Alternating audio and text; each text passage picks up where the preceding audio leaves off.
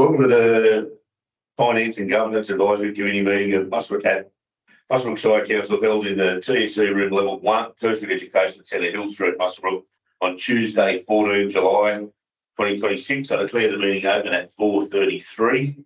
Please note the meeting will be live streamed and will be made available on the Council's website. Acknowledgement of country, please, Councillor Douglas. We are proud to acknowledge the Wanneroo people, the traditional custodians on the land on which we work and live. We pay our deepest respects to our First Nations leaders and elders, past, present and emerging, who are the keepers of history, traditions, knowledge and culture. We commit to working in collaboration with traditional owners in a spirit of reconciliation and partnership. As we meet today, let us reflect on the knowledge and stories that have been shared on this land for thousands of generations and commit to walking together in a spirit of respect and understanding. Thank you, Councillor Douglas. We have an application for attendance via audio visual link from Councillor Dunn. Does someone want to move that way? Councillor Barry, Councillor Douglas, all those in favour? Thank you. Apologies. We have two apologies. Apologies from Councillor Scholes and Councillor Mahajan. Someone want to move that way? Councillor Barry, Councillor Morris, all those in favour? Yeah, clear that carried. Thank you. Confirmation of the previous minutes. So we have the minutes of the Finance and Governance Committee held on 9 June 2026, a copy of which been distributed to all members, be taken as read and confirmed as a true record. Someone want to move that way for me? Councillor Morris, Councillor Barry, all those in favour? And against, declare that carried. Disclosures of any pecuniary and non-pecuniary interest. On my left, Councillor Douglas. Councillor Morris. No. Has any councillor got a disclosure? Councillor Ward. Yeah, or Emily Cochran, blind, Oh, so the Denman helicopter, Denman rescue helicopter, Councillor Wood. That's just a non-pecuniary, I'll take it. Councillor Wood, you won't need to deliver it. If I have one, and I'll call on a councillor that cool. This will have to be put forward because I have to declare an interest in the coloured gap hall. I'm actually a member on the hall committee. So I'll have to declare an interest, so that will have to be that council meeting. I think will have to be moved forward to the council meeting. Yes. There's no time period about that really. You know what I mean? So that it can be moved. That will do that when we get there. Thank you.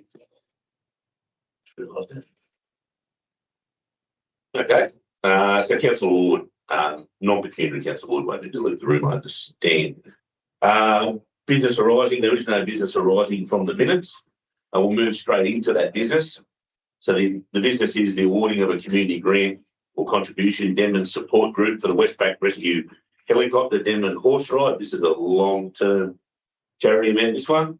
The recommendation in front of you is that the Finance and Governance Committee approves a $5,000 community grant cash to Denman Volunteer Support Group for the Westpac Rescue Helicopter Service for the running of the Denman Horse Ride on Saturday, 12 September 2026. Have I a mover? Moved Councillor Barry, seconded Councillor Morris. Any comment?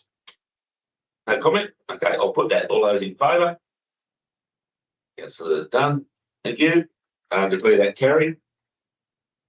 6.2 is again the awarding of a community grant or contribution for Muswellbrook Rotary Science and Engineering Challenge. So the recommendation in front of councillors is that the Finance and Governance Committee approves a community grant cash and fee waiver equivalent to $6,536 for costs associated with staging the 2026 Science and Engineering Challenge at the end of July in Muswellbrook. Someone want to move that way for me? Councillor Morris and Councillor Barry. Any discussion? Okay, I'll put that. All those in favour? Declare that unanimous and carried. We now come to, unfortunately, we have two members of the committee not here tonight. and I have an interest I have to declare, as I'm a member of the McCulley's Gap Hall, a member of that organisation. And I will have to leave. If I leave, we won't have a quorum. So I ask that that just be moved forward to the next council meeting, the July council meeting. Thank you. Council is happy with that. Councillors on the committee happy with that approach? Yes. Thank you. Karula Park resilient works. So the recommendation is that the Finance and Governance Committee notes the information in the report. Have I a mover for that? Councillor Morris and Councillor Barry. Councillor Morris. Thank you. To say I'm disappointed in this is an extraordinary understatement. I do have a couple of questions though, because when I was trying to work out the timeline for this particular one, it looked as though we were due to start in July 23. I imagine that was to gather information on doing the actual works. Yet we didn't go out for tenders till August 2025, some 2 years later, more than 2 years later. By what I can see from the description is the project team faced challenges engaging a suitably qualified and experienced designer. In 2 years, was that the gist of what the problem was with that particular home? We couldn't get someone. Yet, right, I see we did then find someone with the Department of Soil.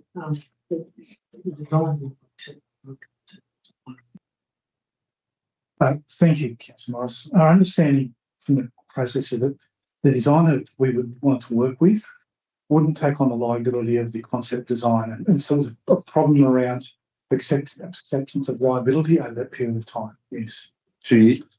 that's the period of time. Not an alternative body we could have went to for that. It just seems to be an extraordinary amount of time. We did, so we had a concept design that informed the grant application, and there was two components to that. One was the naturalisation of the channel, the other one was a retention basin. And so then when the team went out to get someone to progress that to a detailed design, people wouldn't accept that concept design because particularly concerned around the risk of taking on that design and any adverse stormwater effects. And so this went on and on, and it did take an extraordinary amount of time. So eventually they got to the point where they could progress the design, and that's when it went up. And that's when it wasn't within budget, and that's when council resolved to negotiate with soil on who can follow the work or make the scope of work fit the available budget. They could do that, and they did a discussion went on, but they couldn't do that work before the June. Probably we should want to Soilcon to start with, maybe. Sorry. Probably we should have went to Soilcon to start with, if they could have done the job. Vision was that no doubt that's right, Councillor Morris. The vision was this naturalisation of the drainage channel, but it turned out over that period of time, which was a long period of time, that wasn't going to be possible. The advice was that the drainage basin had to be constructed first.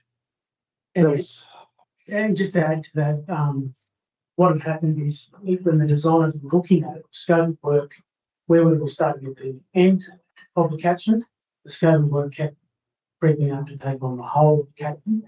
And I think if we wanted, I could express this better in the report, if there was one issue, it was probably that the concept was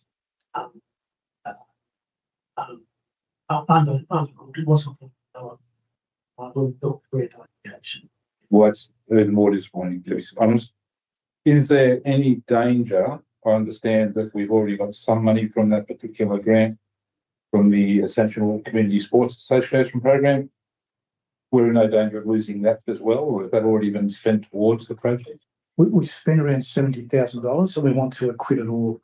But there is a risk, but we want to make sure we're getting first, get spent before that risk eventuates. And what's the likelihood of that happening?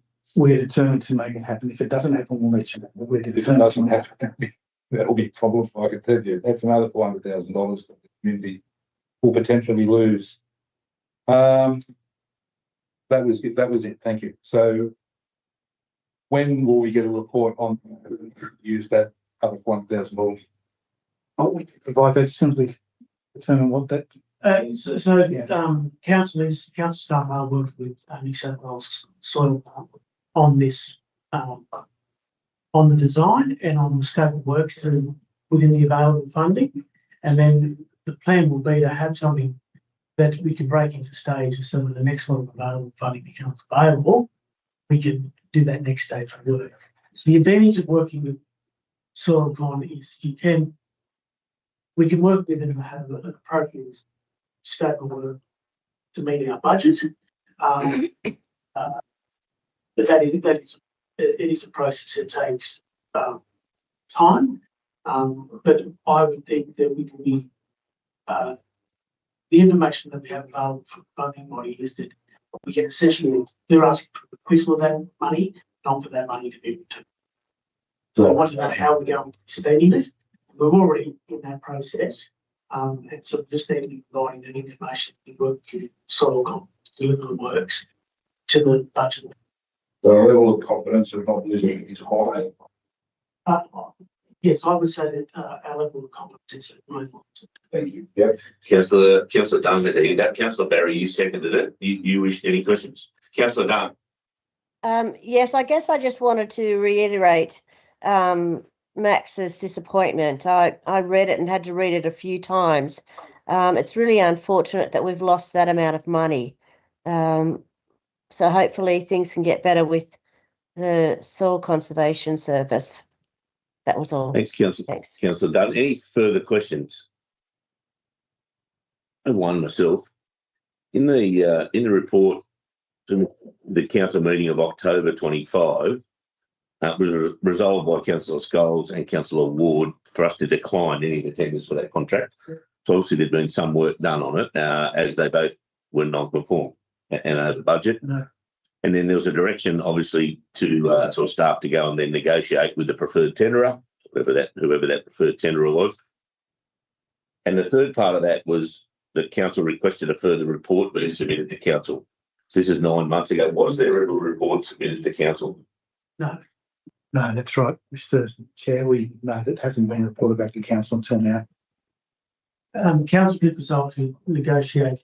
It may not be clear that resolution, but the preferred contractor was New South Wales Soilcon. That's who council. It just refers to it as a preferred tenderer. It's the prescribed entity company act, so as with public works, council can engage them without going through a tender process. And the reason was, as you say, Councillor Morris, may be worthwhile doing that right from the start. But the idea was to engage them to try and fast track to indeed spend the money. They'll probably spend the money. So just to confirm, this is the first report we had since October last year. Yes, that's correct. Yeah. Other than major project spreadsheet that has multiple projects on, there's nothing to count. Yeah, I mean a particular report. This is That's the spirit report. okay. Thanks. Any further questions from councillors? The item plural part, resilient works, the item is for noting the finance and governance, so that the motion to be moved is the finance and governance committee notes the information contained in the report. I have a mover and a seconder for that. Councillor Morris, Councillor Barry, all those in favour? Declare that unanimous and carried. You. Council grant update 6.5. So the recommendation in front of councillors is that the finance and governance committee notes the information contained in the report and endorses council staff to review and apply for funding opportunities identified. Who I move for that? Councillor Morris and Councillor Barry. Councillor Morris, Councillor Barry, Councillor Dunn. Yeah, nothing. No questions. Okay, if that's the case, I'll put that. All those in favour. Thank you. Declare that carried. 6.6 is our monthly financial report.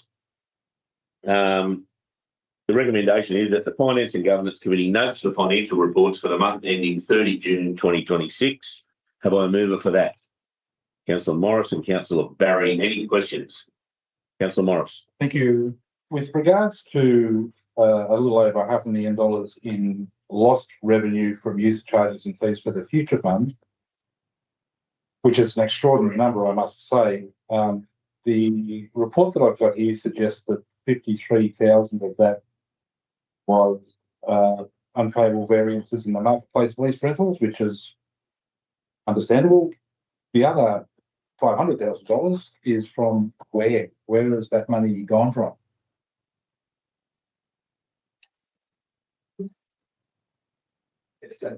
That's the question. No, most of that is from the marketplace vacancies, and I think the comment there relates to outgoings as part of the $53,000. Outgoing recoveries, thank you. That makes more sense. So what's our, well, again, $500,000 in lost revenue is an extraordinary number. All of that's the marketplace data? Yes, so, right, Josh, so what happens is each year council puts an increase on revenue, a percentage increase that we expect to get. Well, that's indexed. So whether we get it or not is depending on what's negotiated, what's attracted. Yes, there are some increases in rent holdover, but the percentage keeps adding up each year. So how council manages this is by, or how the staff manage this is by balancing the result. So you'll notice there's an equivalent reduction in expenses to match that. So what drives the way that the council staff manage the future fund is the return that's been budgeted for. So I think there's about $400 and something thousand in expenses that are also positive. Yeah. Does it also include other rental revenue from other sites that we have? Boston House that isn't returning any money, the old county council building that's not returning any money. All of those venues included in that figure? So within the future fund budget, it's all future funding properties. Loxton House isn't included, but certainly the old county council building, Market House building, anything that's happening at Seven Hills.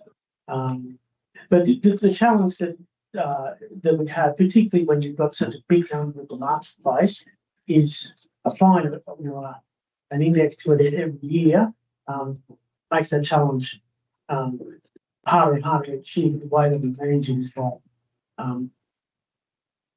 tightly controlling our expenses and when we can reducing expenses. Are those index changes part of their lease agreement that they should expect to pay those anyway or not? No. So it's an arbitrary increase that's applied by council to revenue and expenses. Yeah. And most leases have this increase. They're not all the same. Some are more, some are less. Some are based on CPI. So where the focus of staff is on what is that result, making sure we maintain that budgeted result. For example, outcomes, so not getting outgoing revenue, but also not incurring the outgoing expense. Of course. Thank you. Thanks, Councillor Moss. We have a move in a second. Any further questions? That being the case, I'll put that. All those in favour?